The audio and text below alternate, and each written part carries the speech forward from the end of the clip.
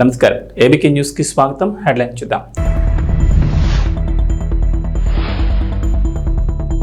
కొత్తగా మెడికల్ కాలేజీల ఏర్పాటుకు అనుమతి. మొత్తం 8 కళాశాలలకు తెలంగాణ దరఖాస్తు. ఒక్కో కాలేజీలో 50 సీట్ల చొప్పున అనుమతి.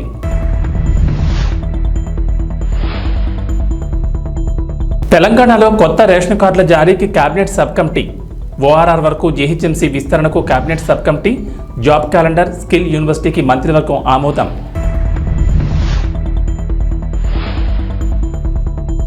అమరావతి రైతులకు శుభవార్త. మరో 5 ఏళ్లు కౌలు కొనసాగింపు. 10 ఏళ్లు పూర్తి కావడంతో నిర్ణయం.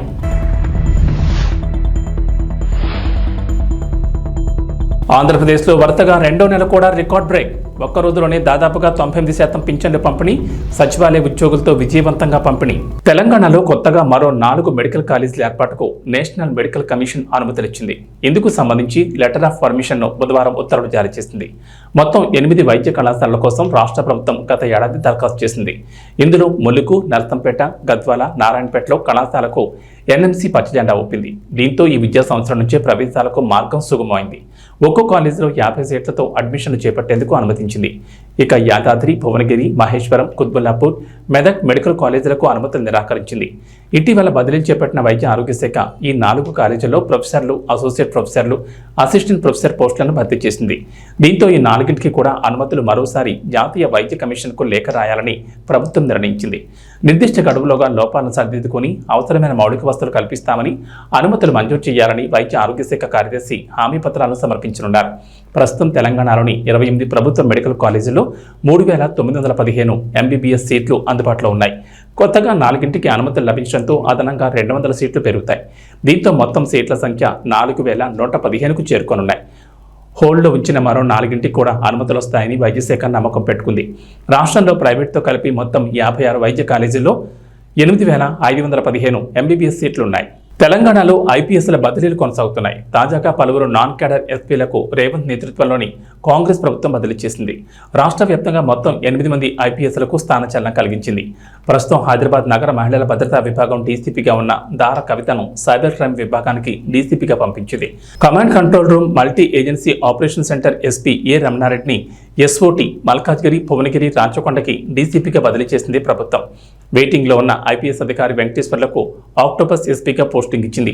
ఎస్ఓటీ డీసీపీ డి శ్రీనివాస్ను మాదాపూర్, ఎస్ఓటీకి సిఐడి ఎస్పీ బి శ్రీ బాలదేవిని సైబరాబాద్ సైబర్ క్రైమ్ విభాగానికి డీసీపీగా బదిలీ చేసింది.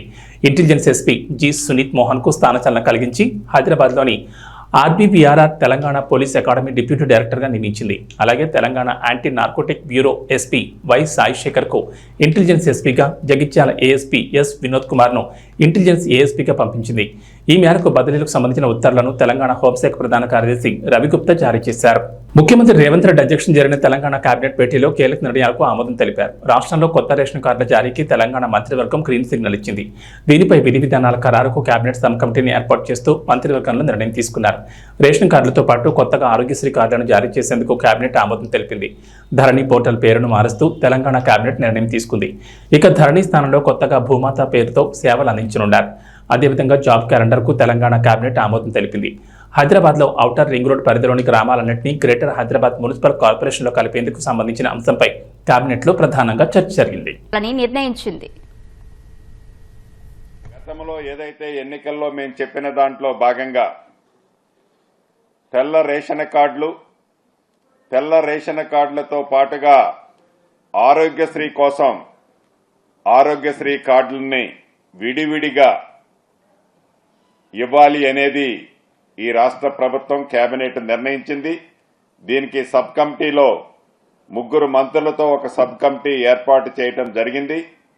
పౌర సరఫరా శాఖ మంత్రివర్యులు ఉత్తమ్ కుమార్ రెడ్డి గారు, అదే రకంగా ఆరోగ్య శాఖ మంత్రివర్యులు దామోదర్ రాజనరసింహ గారు, రెవెన్యూ శాఖ మంత్రిగా నేను ఈ సబ్ కమిటీలో ఉంటాం.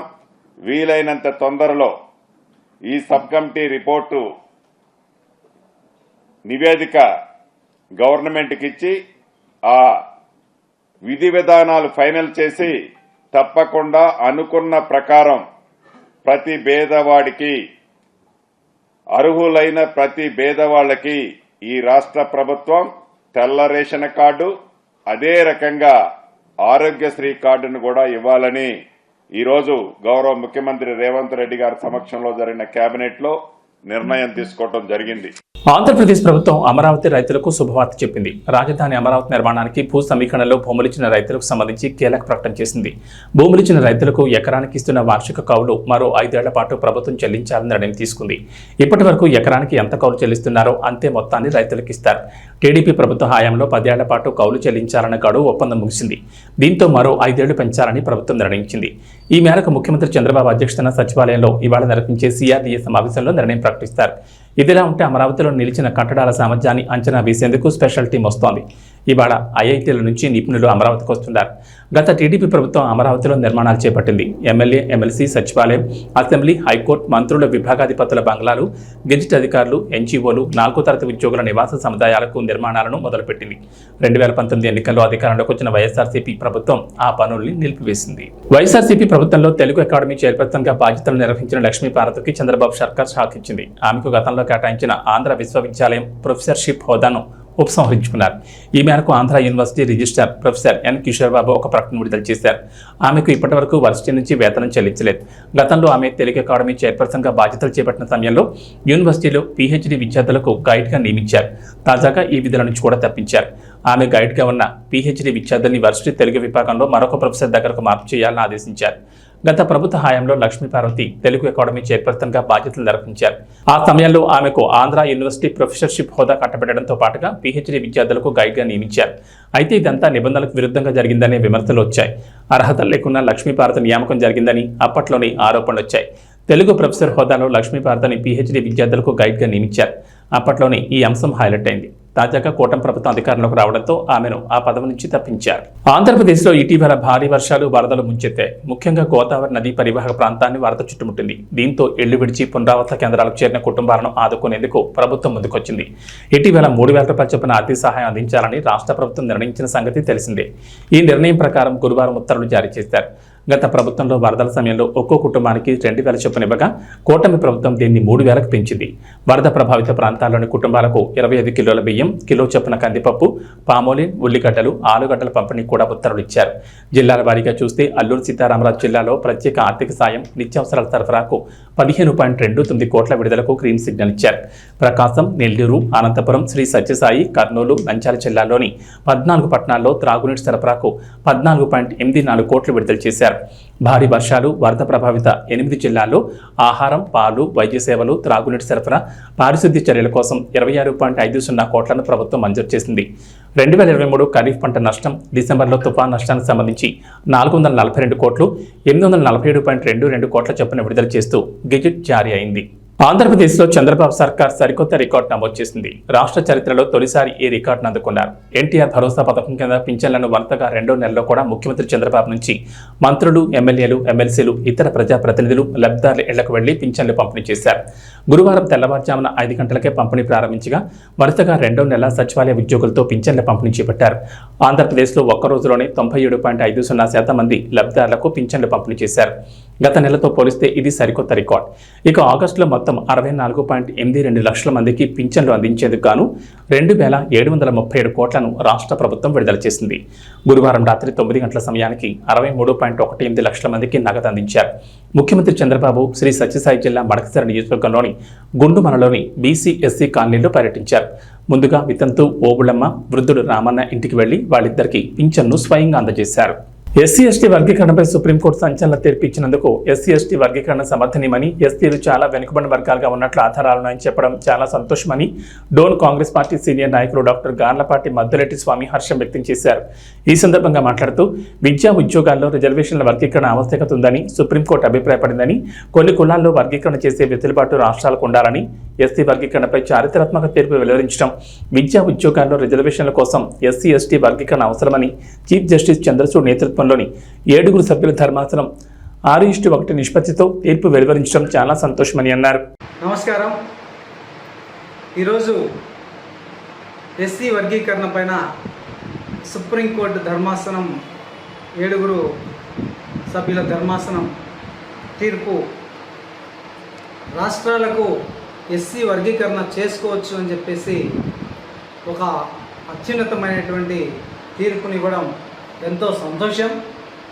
ఎందుకంటే గత 30 సంవత్సరాలుగా ఎంతోమంది అమరులు, మాదిగ బిడ్డలు చనిపోయి ఎన్నో రకాలుగా ఇబ్బందులు ఎదుర్కొని ఆరోగ్యాన్ని, ఆర్థికంగా సమయాన్ని వెచ్చించి ఈ ఉద్యమాన్ని నడిపినటువంటి శ్రీ మందాకృష్ణ మాదిగ గారికి నిజంగా శిరస్సు వంచి పాదాభివందనం చేస్తున్న చాలా శ్రీ నారా చంద్రబాబు నాయుడు గారు ఎస్సీ కేటగిరైజేషన్ను త్వరగా పూర్తి చేసి మరి ఎస్సీ క్లాసిఫికేషన్ను మరన్నీ విద్య, వైద్య, అదేవిధంగా అనేక రకాలైనటువంటి ఉద్యోగ, రాజకీయ అంశాల్లో కూడా ప్రధానంగా అవకాశం కల్పించాలని చెప్పేసి రేపు వచ్చే నోటిఫికేషన్లలో కూడా మరి ఈ యొక్క వర్గీకరణను అమలు చేసే విధంగా చర్యలు తీసుకోవాలని చెప్పేసి కాంగ్రెస్ పార్టీ డిమాండ్ చేస్తూ ఉంది.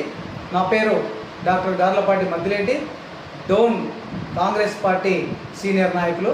నమస్కారం. నంద్యాల జిల్లా డోన్లో డాక్టర్ బిఆర్ అంబేద్కర్ గురుకులం పాఠశాల ప్రిన్సిపాల్ విద్యార్థుల పట్ల నిర్లక్ష్యంగా వ్యవహరిస్తున్నారు. విద్యార్థులకు భోజనం సరిగ్గా పెట్టడం లేదని, చాలా సమస్యలున్నాయని విద్యార్థుల తల్లిదండ్రులు విద్యార్థి సంఘాల దృష్టికి తీసుకురావడం వల్ల రాత్రి భోజన సమయంలో బహుజన స్టూడెంట్ ఫెడరేషన్ విద్యార్థి సంఘాల నాయకులు భోజనం చేయడం జరిగింది. ఈ సందర్భంగా మాట్లాడుతూ గురుకుల పాఠశాలలో ప్రతి పూట భోజనం చేయడం లేదు, పక్కనున్న గర్ల్స్ పాఠశాల ఎందుకు చేయించుకుని తెస్తున్నారు. అయితే ప్రధానంగా పాఠశాల ప్రధానోపాధ్యాయుడు పర్యవేక్షణ సరిగా లేకపోవడం వల్ల కొన్ని సమస్యలకు విద్యార్థులు చెప్పుకోలేక ఇబ్బందులు గురవుతున్నారు. అదేవిధంగా విద్యార్థులకు పురుగుల అన్నం, పురుగులు పడిన కర్రీ మరియు ముదిరిపోయిన బెండకాయ కూర పెడుతున్నారని విద్యార్థులు వాపోతున్నారు. రెగ్యులర్గా విద్యార్థులకు అందుబాటులో ఉండే ప్రిన్సిపల్ నియమించాలని బహుజన్ స్టూడెంట్ ఫెడరేషన్ విద్యార్థి సంఘాలు కోరుతున్నాయి. ఈ కార్యక్రమంలో ఎంఎస్ఆర్ఎస్ఎఫ్ విద్యార్థి సంఘాల నాయకులు పాల్గొన్నారు.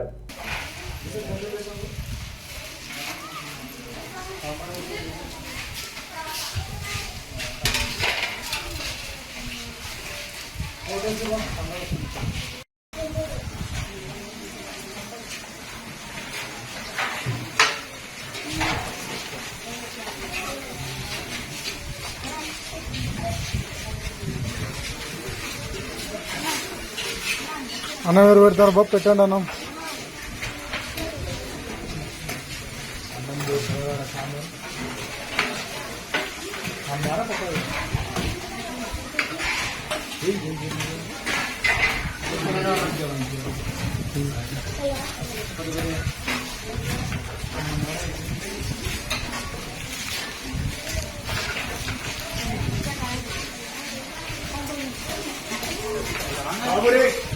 తినేవాళ్ళు తిన్నట్టు ఒక రౌండ్ వాకింగ్ చేసి వాకింగ్కి వెళ్ళి క్లాస్ వస్తుంది.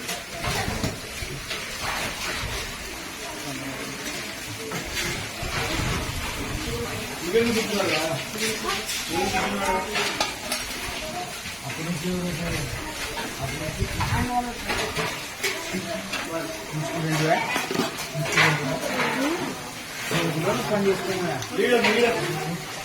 సాంబార్ అయిపోయింది.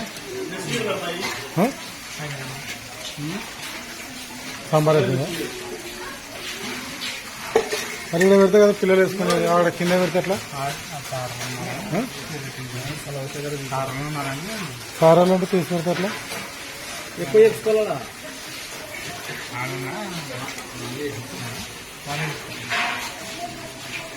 పశ్చిమ గోదావరి జిల్లా భీమవరం ఏరియా హాస్పిటల్లో అంతర్జాతీయ తల్లిపాల వారోత్సవాల్లో భాగంగా ఏర్పాటు చేసిన సమావేశానికి జిల్లా కలెక్టర్ చదలవాడ నాగరాణి ముఖ్య అతిథిగా పాల్గొన్నారు.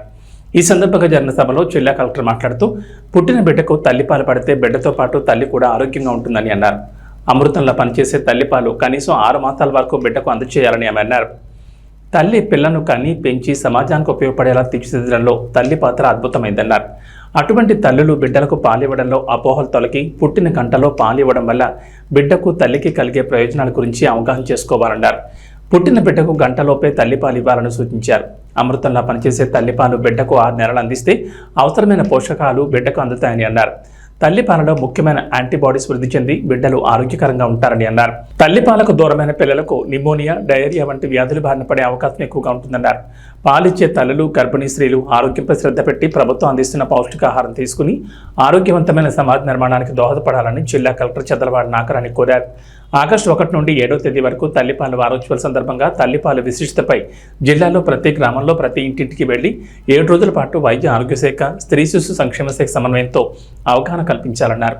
ప్రతి పిల్లలకు అమృతం అంటే తల్లిపాలు, వాటి విశిష్టతపై పాలిచ్చే తల్లులకు, కాబోయే తల్లులకు పూర్తిగా వివరించాలని తెలిపారు. జిల్లా వైద్య ఆరోగ్య శాఖ అధికారి డాక్టర్ డి మహేశ్వరరావు మాట్లాడుతూ తల్లిపాలు బిడ్డలకు టీకాల మాదిరిగా పనిచేస్తాయని, పిల్లలు దృఢత్వంగా ఆరోగ్యంగా పెరుగుతారని అన్నారు. జిల్లా స్త్రీ శిశు సంక్షేమ శాఖ అధికారి పి సుజాతారాణి మాట్లాడుతూ తల్లి బిడ్డకు ఏ సమయంలో పాలు ఇవ్వాలి, ఏ భంగిమలో ఇస్తే మంచిది అని క్షేత్రస్థాయిలోకి వెళ్లి మా శాఖ సిబ్బంది ద్వారా తెలియజేయడం జరుగుతుందని తెలిపారు. ఈ సంవత్సరం తల్లి బిడ్డల ఆరోగ్యం గురించి పాలిచ్చే తల్లులు అందరికీ మద్దతు ఇవ్వాలనే నినాదంతో అంతర్జాతీయ తల్లిపాల వారోత్సవాలు జరుపుకుంటున్నామని అన్నారు.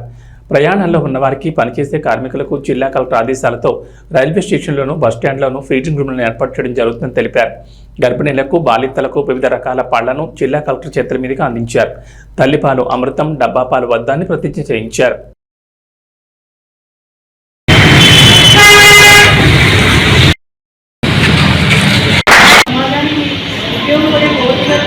తీర్చిదిద్దడంలో తల్లి యొక్క పాత్ర అమోఘమైంది. అలాగే బిడ్డ పుట్టగానే పాలు ఇవ్వడం అంటే ఈరోజు మనము అంతర్జాతీయ తల్లి పాల వారోత్సవాలు జరుపుకుంటున్నాము. ఇందులో ముఖ్యంగా తల్లి పాల యొక్క ప్రత్యేకత, ప్రాముఖ్యత, బిడ్డకి ఎంత అవసరమో అలాగే తల్లికి ఇవ్వడం కూడా ఎంత అవసరం అనే విషయాలన్నీ కూడా మనం ఈరోజు మాట్లాడుకుంటాము. ఎందుకంటే చాలా చోట్ల చాలామంది ఇచ్చినా కానీ చాలా మందికి బిడ్డ పుట్టగానే పాలు ఇవ్వకూడదేమో, కొన్ని రోజులు, 1 రోజు 2 రోజులు ఆగాలేమో అనే ఒక అపోహలు ఉంటాయి. ఈ అపోహలన్నీ తొలగించడానికి వైద్య సిబ్బంది, ఐసీడీఎస్, అంగన్వాడీ సిబ్బంది నిరంతరం కృషి చేస్తూ ఉన్నారు. అట్లాగే మన ఇంట్లో ఉండే మన తల్లులు అందరూ కూడా మనకి తల్లులకి చెప్తూ ఉంటారు. బిడ్డ పుట్టగానే పాలు ఇస్తే వాటికి అదే ఒక మంచి టీకా కింద, వ్యాక్సిన్ కింద పనిచేస్తుంది అనమాట.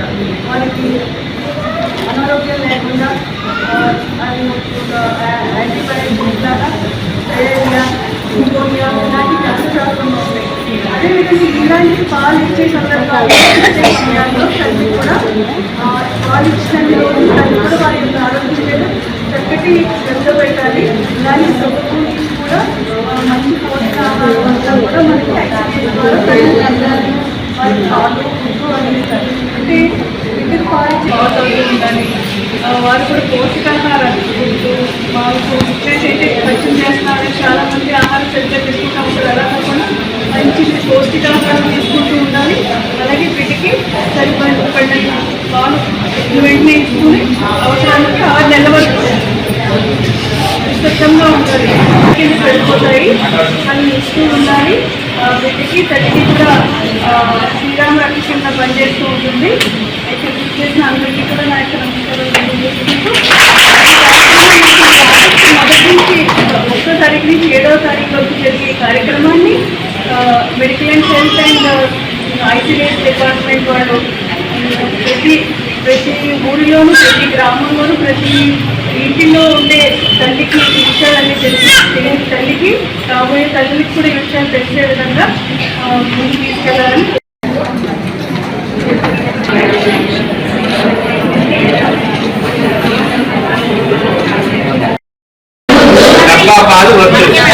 పర్యావరణ పరిరక్షణకు చెట్లు దోహదపడతాయని సీఐ సైదా అన్నారు. సిద్దిపేట జిల్లా గజ్వేల్ పోలీస్ స్టేషన్లో సిబ్బందితో కలిసి సీఐ సైదా మొక్కలు నాటారు.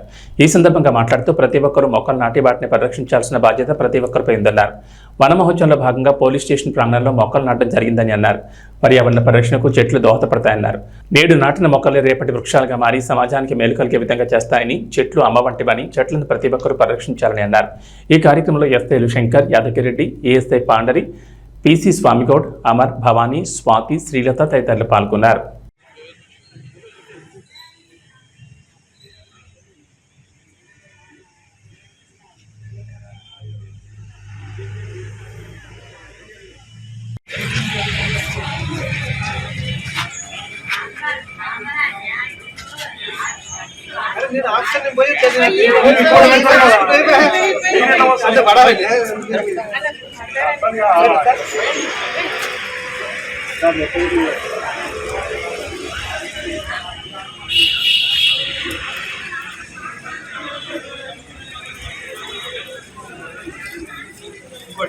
నటించాలి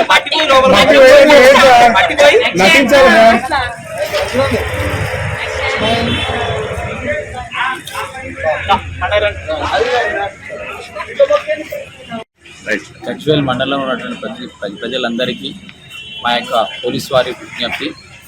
ఈరోజు మా గజ్వేల్ పోలీస్ స్టేషన్ లిమిట్స్లో పోలీస్ స్టేషన్ ఆవరణలో మనోత్సవంలో భాగంగా మొక్కలను మేమందరం నాటాము. మా యొక్క సిబ్బంది, నేను ఇన్స్పెక్టర్ గారి మరి నాతో పాటు ఎస్ఐలు, ఏఎస్ఐలు మరి మా ఉమెన్ స్టాఫ్ అందరూ కూడా మొక్కలను నాటాము. అందులో భాగంగానే తమరు కూడా మీ వంతుగా ప్రతి ఒక్కరు మన గజ్వేల్ టౌన్లో ప్రతి ఒక్క ఇంటి ముందు ఓపెన్ ప్లేస్ ఉన్నట్లయితే రోడ్ల పక్కన ఎక్కడున్న పొలాల దగ్గర కూడా ప్రతి ఒక్కరు మనకు పర్యావరణానికి ఎటువంటి ఇబ్బంది కాకుండా ఉండాలంటే ఫ్యూచర్లో మనందరం బాగుండాలనుకుంటే మనకు మొక్కలు నాటాల్సి వస్తుంది. కాబట్టి ప్రతి ఒక్కరికి పేరు పేరున తెలియపరుస్తున్నాను.